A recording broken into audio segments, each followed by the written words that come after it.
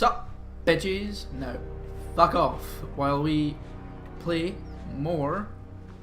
Did I did. No wonder it's going faster. While we play more Tyranny. With me, idiotic Ultimara. I don't care about talking with any of you fuckers at all. Ooh, something. Something to loot. Where? Loot. Loot. Stone shield gloves. It's basically the same thing. Let's take it and sell it. I'm pretty sure I'll be able to sell shit soon. Better equip. Is that? There's something to loot. Oh, I can't loot it. Loot. Oh, yeah, I can loot that. Got it. Subterfuge +6. Nice. Dow sword. 0.39 DPS. Doesn't have eradicating, which is the only thing. Has more accuracy.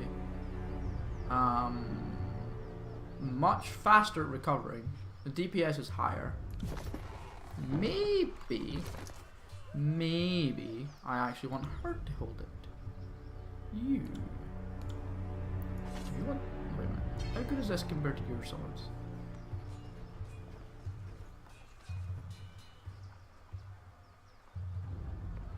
Minor parrying. +4 parry. So they actually give you +4 parry and +4 accuracy anyway. So I don't see the point in having this one. Like, this one doesn't seem to be any better. And that fucking sword, it looks amazing. Yeah. Okay. And this one. Water. Yay, water. Let's check out the whole entire map. I haven't role-playing this entirely. Ooh. Summon a dog too. And there's something to loot. Aww. Something to talk to. Isotonus curses the air as a blade of thin iron breaks in half beneath his hammer. Repairing weapons with scrap isn't exactly what I got into this craft. Why I got into this craft. But our supplies are spent. He wipes the sweat from his brow and gets a better look at you. Why not forge bronze? Bronze will do in a pinch. Don't get me wrong. It can take a beating and get bent back into shape. Unlike this stubborn iron we have here. Glanced at the pile of his work with dread.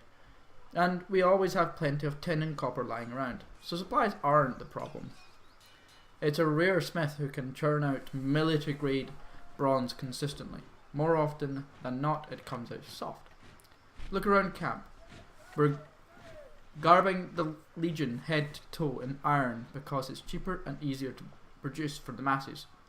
Couldn't do that with bronze. They call it as favoured the Iron Legion for a reason. Strategy and skill maybe are a backbone, but our claws are made of iron. The good stuff that comes from the smiths in Lethian's Crossing. You mentioned an iron shortage. I'm afraid so. The last shipment sent down the Matany went missing near Echo Call Crossing, and I'm afraid we won't be seeing any more now that the valley is sealed. Forge bound iron is Tuna's responsibility. Why is this the first I'm hearing of it? Keep your voice down. Isotonic flinches and lowers his own. Graven Ash doesn't want to cause a panic or pass any information to the Vendrian guard. Best case scenario, the iron tumbled off a boat and is rusting on a riverbed. Worst case, it ends up in enemy hands. If I find myself in...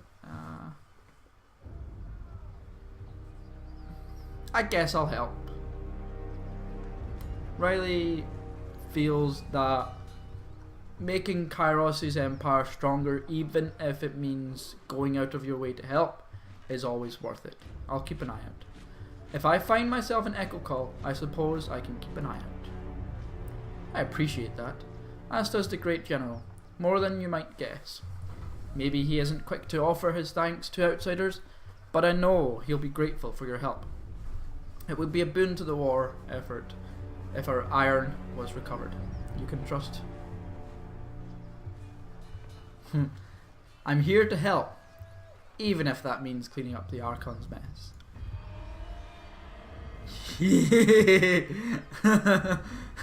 No need to salt the wound, Fatebinder. None of us is mistaken in thinking that the siege has gone exactly as planned. Glances to a crate beside him and points to a small set of notches in the wood. You see that? That is how we tell apart our iron shipment from the rest. Inconspicuous, so people don't go snooping around. You'll want to keep your eye out for these. Good hunting. Okay, I guess that's something. So that was you, wasn't it? Yeah. Okay, time to go actually do my shit. Wait. Oh, that's the Archons, okay. And here's some quests. I am Lucia. This is Marcus. The disfavored soldiers points towards the armored man next to her. And you must be the Fatebinder? From under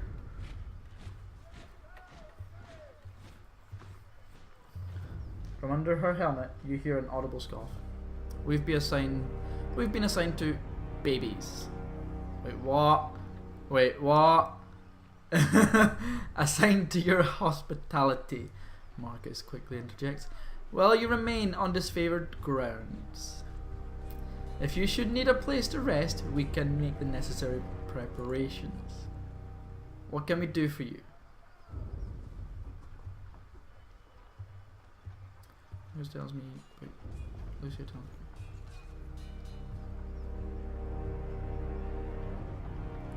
What is it like? Pitfighter. Are there any combat games to be had in the camp? Tutor soldiers trade a glance. A question better suited to the Scarlet Chorus's camp. If you don't mind the smell, anyone looking for a fight could find one among those brigades. Just take care you don't headbutt the wrong gang, boss. In the heat of battle, there are some who wouldn't hesitate to cut your face off. Cut your face off. Agent of Chunin or not. I don't care. Do not care about you two. Let's go in here.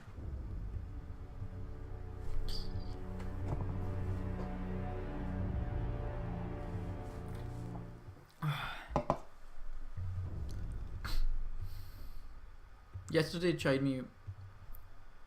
Perhaps the voices in your skull. Oh, wow, these guys look fucking awesome. The voices of Narat and Graven Ash. Fuck, I want these I want that armor. Although that looks fucking amazing. 145. Oh my god. They both look so cool. Oh, there's something to. Aww. Yay, let's get that. Aw, damn it. That's 4 reports of avalanches in the mountains now. The Tearsmen can barely count past 9. They have neither the capacity nor the cause to close off the mountain passes. Either way, that leaves the 2nd and 4th cohort trapped outside the valley.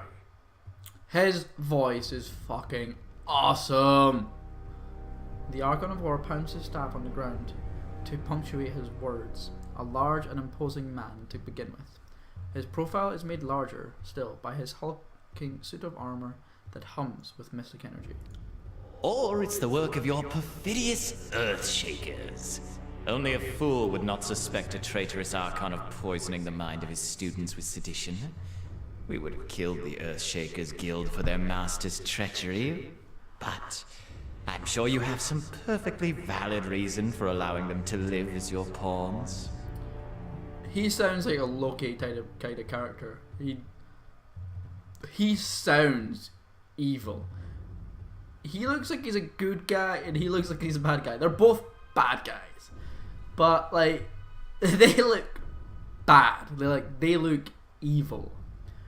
The Archon of Secrets passes a scepter between his hands as he speaks, twirling the rod. You hear the voices in your head. Well, hello there, Vapebinder. We'll be with you in just a moment. Twirling the rod in hypnotic circles. Emerald luminescence seeps from the seams of the Archon red robes. The glow is most noticeable where his neck ought to be. His mask seems to float and spin, never pivoting or bending naturally. Hey, watch yourself. When these two get going, you don't want to get between them. I don't really give a fuck. They're going to die. I am here to proclaim Kyros' edict. The valley was sealed in preparation for this moment. You have gained favor with the voices of Narat. You have gained favor with the voice. I've gained favor with everyone? Have I?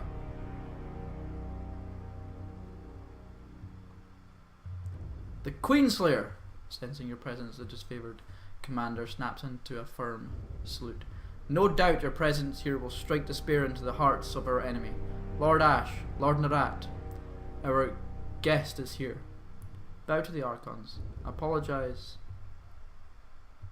for the sudden entrance. I've travelled long to be here. Glares silently. Ah, the Stormcaller. Conveniently late once more. Our eyes and ears tell us you come bearing an edict. The anticipation is killing us. I fucking love him. He's so cool. My soldiers tell me you helped Commander Drotus on your way through Edring. You honor the court with your selfless cooperation, for that is the sort of camaraderie that Kyros demands of us all. On the last of his words, the Archon of War glares at the voices of Narat, furrowing his brow as he utters the word camaraderie. I require no thanks for doing my sword into a deed. I come bearing an edict of Kyros. Are you all done bickering?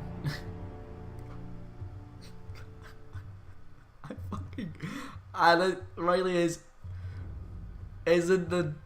he's been a pit fighter. He's not the most honourable of people, and he's definitely blunt as fuck. Are you done bickering? I have an edict to proclaim. My dear Binder, we won't be done bickering until the last of Ash's hair falls out. We'll pause for you to read your little missive. Go on, don't keep us all in suspense. Oh, I'm loving this guy. It seemed only yesterday you were proving your worth in battle, assisting my warriors in the siege of the bastard city. Now Kyros has chosen you for a second time to proclaim an edict. Tell us, good Fatebinder, what sort of punishment does the Overlord have in store for the Oathbreakers? The Overlords allow servants must hold Ascension Hall by Kyros, or all in the valley will die. It seems you need some encouragement to work together. Kyros' edict will end the lives of everyone in the valley, unless Ascension Hall. In honor of your incompetence and disarray. Yes, yes, yes. This is definitely something that Riley would say. In honor of your incompetence and disarray, the edict will execute every living thing in this valley, unless Ascension Hall is taken by Kyros' Day of Swords.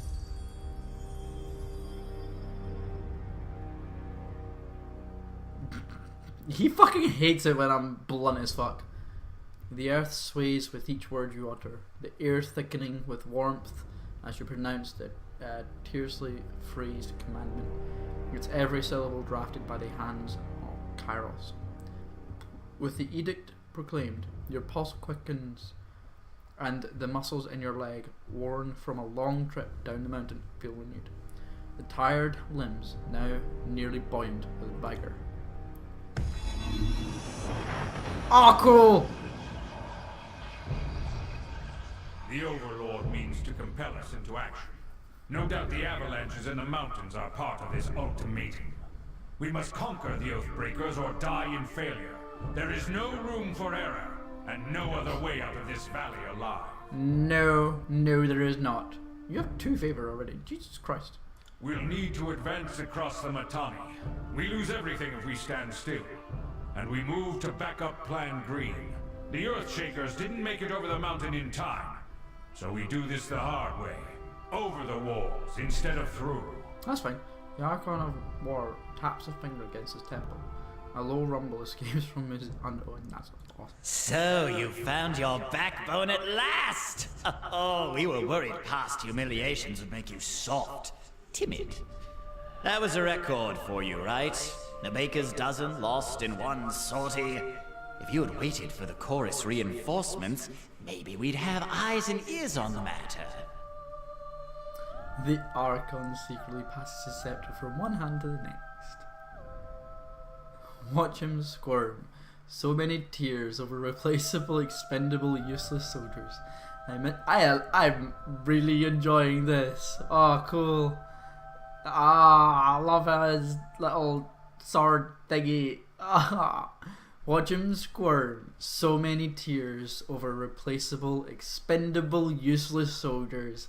I miss the old Archon of War. You never see Blood Echo in a blubbering mess over a few dead killers. He'd use the knuckle bones of his best disciples for jewellery, and even made a breastplate out of his dead brother's ribcage. 'Cause that's how a real man deals with his grief. I love this guy.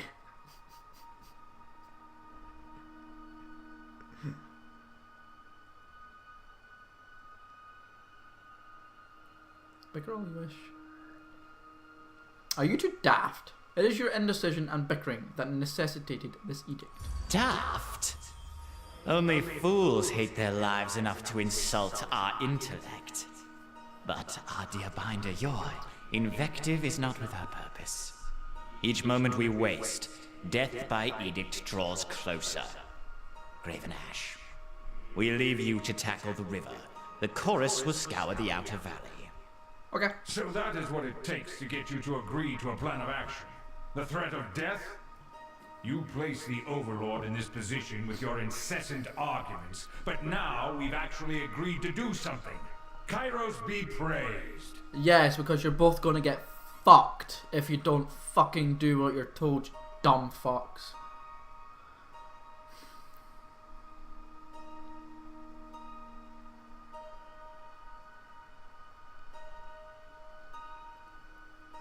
No more sitting idle. I expected this favor to be our lives hang in the balance because you two bicker like children. Now go, solve this problem you've started.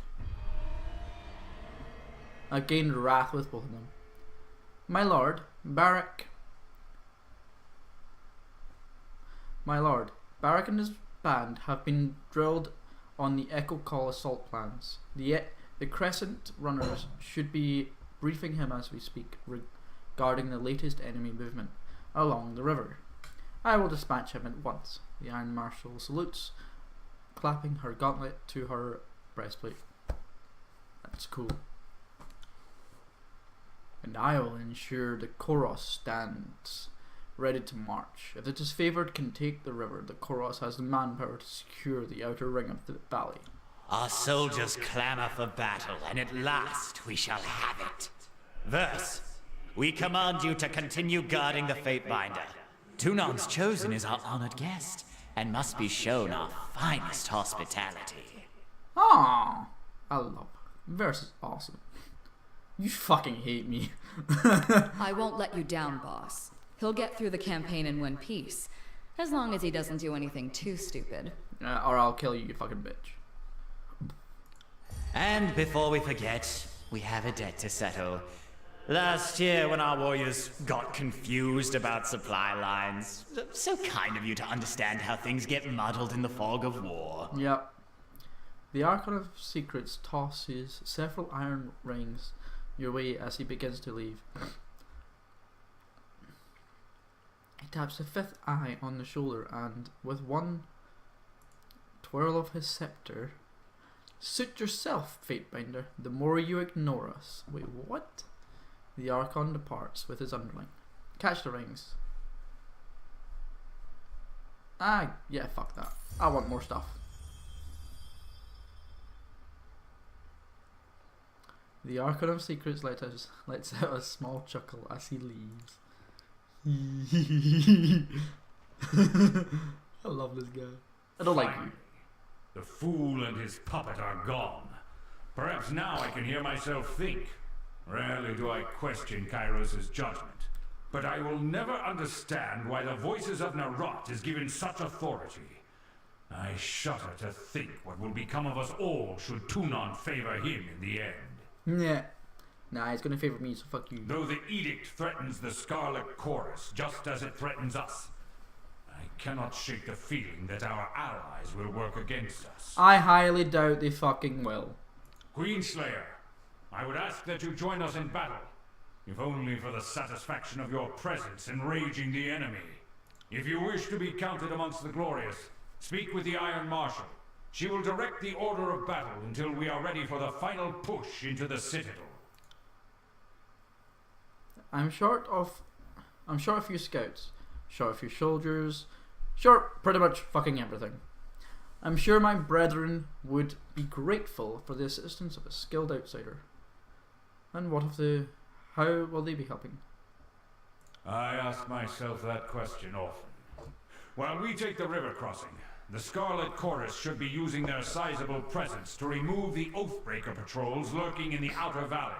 Okay. The Oathbreakers have maintained a sizable force outside the Citadel. We need the Chorus manpower to scour the region.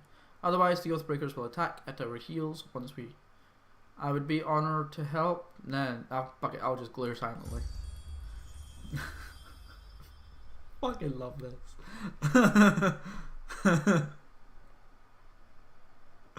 Oh, that's awesome. The Iron Marshal salutes Gravanash and turns to leave the tent. I will be at the training grounds, readying the soldiers. Find me when you are ready. She pauses, clearing her throat. And though I am loath to mention it, the Chorus can likely use your assistance. They certainly won't secure the outer valley on their own. Fifth Eye will be somewhere in that rat's nest they call a camp due east. Seek him out, if you must. Do not worry, I will. I get battle, fucking fuckers. Hell yes. Right, give me that. What's this? Frayed purple cloth, okay. Yeah. There we go. Yeah, yeah, yeah, yeah, yeah, yeah. Oh yeah, yeah, yeah, yeah, yeah, yeah, yeah, yeah, yeah, yeah. Now that you have delivered the word of to the time remaining until Kyros' Day of Sorrows appears next to the current. Oh wait, what? 8 days, really? So I can't really fuck about. Ah, great. I will see you all next time. Thank you to everyone for watching. I hope you all have a great time. And yeah, goodbye.